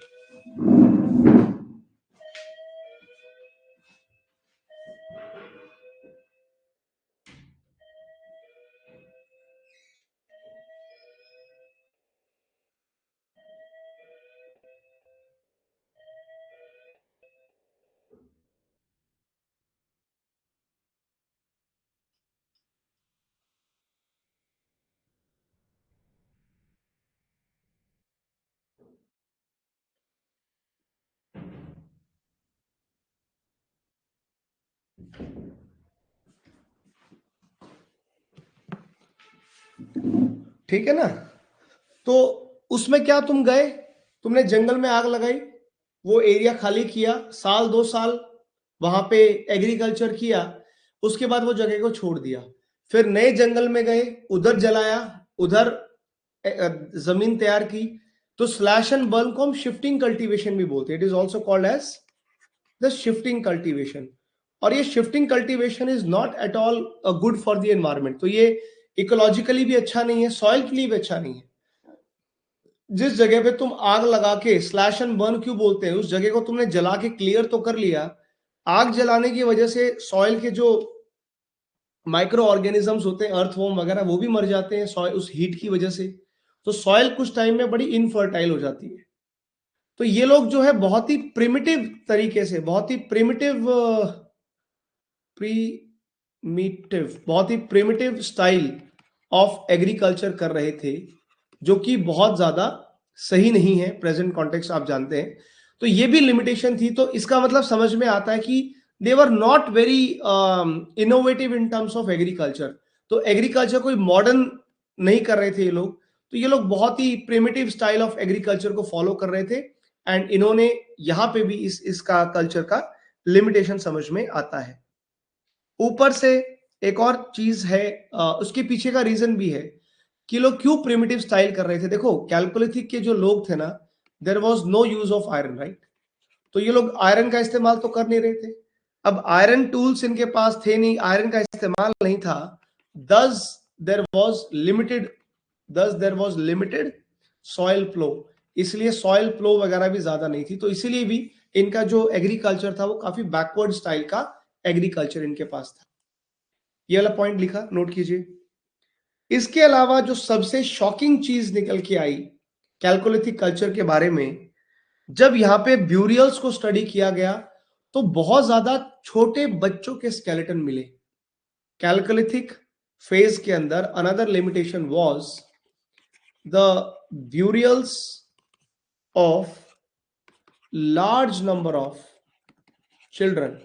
छोटे बच्चों के ब्यूरियल्स मिले हैं। अब बहुत बड़े छोटे बच्चों के ब्यूरियल्स का मतलब क्या हुआ? That shows, that actually indicates high child mortality. बहुत सारे बच्चे यहां मरे होंगे। और बहुत सारे बच्चे, अब ये बच्चे देखो, बच्चे वॉर में तो मरे नहीं होंगे, ठीक है ना? अगर अगर ऐसा होता तो फिर बाकी लोगों के भी मिलने चाहिए थे। तो बहुत सारे बच्चों के डेड बॉडीज और ब्यूरियल्स का इंडिकेट हाई मोर्टेलिटी के रीजन प्रोबेबली क्या रहे होंगे, जिनसे एक और वीकनेस, एक और लिमिटेशन समझ में आती है इस कल्चर की। प्रोबेबली यहाँ पे शायद एक कारण हो सकता है लैक ऑफ न्यूट्रिशन। शायद इनकी जो प्रैक्टिसेस थी खाने की, वो वहां पे बच्चों के पास लैक ऑफ न्यूट्रिशन रहा होगा। वैसे भी इनका एग्रीकल्चर थोड़ा बैकवर्ड था, एनिमल्स के भी डेयरी और बाकी चीजों को यूज नहीं कर रहे थे, तो maybe due to lack of nutrition बच्चे मरे हों। दूसरा कारण हो सकता है maybe there was absence of medical knowledge. शायद इन लोग के पास उतना अच्छा मेडिकल नॉलेज ना हो कि बच्चों में हाई मोर्टेलिटी रेट देखा गया। तीसरा कारण हो सकता है maybe some kind of it is possible कि वहां पे शायद कोई आउटब्रेक हुआ हो, सम काइंड ऑफ एपिडेमिक, कोई महामारी से बच्चे मरे होंगे। तो ये भी तो लिमिटेशन ही है इस कल्चर की। ये कल्चर एडवांस कल्चर थोड़ी कहलाएगा। तो कैलकोलिथिक कल्चर में कुछ इंपॉर्टेंट चीजें पड़ी, बट ये लिमिटेशन कितनी सारी आपको निकल के आ रही है। आप देख रहे हैं कितनी सारी लिमिटेशन है। डोमेस्टिक कैटल का प्रॉपर यूज नहीं हो रहा, एग्रीकल्चर बैकवर्ड है, और ऊपर से चिल्ड्रन के ब्यूरियल्स समझ में आते हैं कि यहाँ पे ये भी एक बड़ा समस्या रही होगी। ऊपर से हमने एक और चीज देखी, सोशियो इकोनॉमिक इनइक्वालिटी। तो सोशियो इकोनॉमिक इनइक्वालिटी जो थी वो भी यहां से स्टार्ट होती है, उसकी भी बिगिनिंग आपने पढ़ी कि हाँ भाई यहां से वो भी बिगिनिंग स्टार्ट हुआ, ठीक है ना। और ये जो सोशियो इकोनॉमिक पैटर्न जिस तरह का था, शायद ये कारण भी रहा होगा, इस तरह की वजह रहे होंगे कि ये कल्चर बहुत ज्यादा लंबा नहीं चल पाया प्रोबेबली। यस। और ऊपर से इनका साइंटिफिक नॉलेज भी कमजोर लगता है ना। साइंटिफिक नॉलेज क्यों कमजोर लगा? Because were people were not much aware of mixing copper and tin। तो कॉपर और टिन को मिक्स करने ये लोग नहीं आते थे। 10 लेस ब्रॉन्ज टूल्स, तो ज्यादा ब्रॉन्ज का टूल इधर मिलेगा नहीं। ब्रॉन्ज नहीं था तो अर्बनाइज्ड भी उतने नहीं हो पाए। तो नॉलेज, लैक ऑफ नॉलेज तो ये लोग के पास थी, चाहे वो मेडिकल नॉलेज की कमी हो, चाहे वो साइंटिफिक नॉलेज की कमी हो, एग्रीकल्चर की कमी हो। तो डेफिनेटली कई सारी कमियां यहाँ पे आपको निकल के आती दिखाई देंगी। तो ब्रॉन्ज ही था एक्चुअली, ब्रॉन्ज। और जिस टाइम पे यहाँ पे ये सब नहीं हो रहा था ना, ये ब्रॉन्ज के टूल्स थे जो दुनिया भर में रेवोल्यूशन कर रहे थे। तो उस टाइम पे भारत पीछे था। उस टाइम पे ये ब्रॉन्ज ही था जिसने क्रीट, इजिप्ट, मेसोपोटामिया और इंडस वैली सिविलाइजेशन, इन सारी सिविलाइजेशंस के पीछे जो एक कॉमन फैक्टर आप पढ़ते हो ना, दैट वाज ब्रॉन्ज। तो ब्रॉन्ज के यूज से हमको बहुत सारी चीजें निकल के आती। तो ये सब चीजें, एक और कमी भी थी इन लोगों में। There was another limitation of the chalcolithic people, that they did not know the art of writing. They did not know the art of writing. तो ये लोग भाई साहब, इनके पास ना आर्ट ऑफ राइटिंग भी नहीं था। They were not much into writing, तो ये उस चीज को नहीं जानते थे, है ना। तो इसीलिए, और जबकि इनके कॉन्टेम्परेरीज आप देखिए, Indus people they were having their own script. कितना स्टार्क डिफरेंस आपको नजर आता है। कहा आईवीसी के लोग जिन्होंने अपनी स्क्रिप्ट तक बना दी, है ना, बोस्टोफिडन स्क्रिप्ट तक बना दी, और एक ये लोग जिनको राइटिंग का कोई नॉलेज ही नहीं था। तो ये भी कितना बड़ा एक ड्रॉबैक आपको नजर आता है। Clear everyone? चलिए चल, ओके। तो ये हो गई इनकी लिमिटेशंस। तो I really hope guys, I really really hope कि आपको ये चैप्टर भी समझ में आया। अभी चैप्टर का मेरे को पीडीएफ बनाना है, मेरे पास पीडीएफ नहीं है चैप्टर का। तो मैं इसका चैप्टर 4 जो अभी हमने कवर किया, ये चैप्टर 4 का पीडीएफ बना करके आप लोगों को शेयर कर दूंगा ग्रुप के ऊपर। नोट्स के परस्पेक्टिव से चैप्टर 4 आपका कंप्लीट हो गया। चैप्टर 4 के अगला जो चैप्टर हमारा 5 है, there we will talk about bronze, there will talk about the Harappan culture. अगला जो चैप्टर 5 आएगा उसमें आपको आईवीसी पे लेके जाएंगे, उस पे आपको हड़प्पन कल्चर पे लेके जाएंगे। ये चैप्टर 5 का मटेरियल आपका होगा। जल्दी से बताइए, quick feedback, how was the class? Quick feedback please, quick quick quick feedback.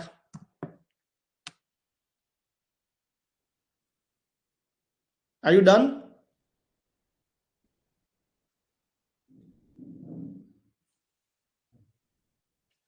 Yes, please.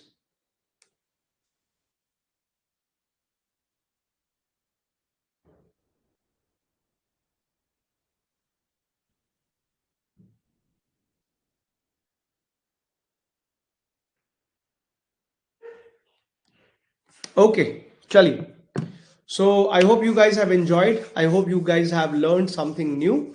So that is all from my side. Take care. Bye bye. God bless you. Now we have our economy class. आज सब कुछ late होता जा रहा है. But कोई बात नहीं, अभी 1 बजे हैं. So economy की क्लास कितने बजे करें? Around 3 p.m. 3 बजे करें इंडियन इकोनॉमी की class. Yes, guys. So can we have a class at 3 of Indian economy? ये सारा सेशन, सब सारे टाइमिंग्स करेक्ट करने पड़ेंगे. So now we have a economy class and we'll have the economy class around 3 p.m. ठीक है, तो 3 बजे का टाइम रख लो. 3 p.m. we have the economy class. Okay, bye bye, take care, God bless you. See you guys at 3 p.m. for Indian economy. Bye bye.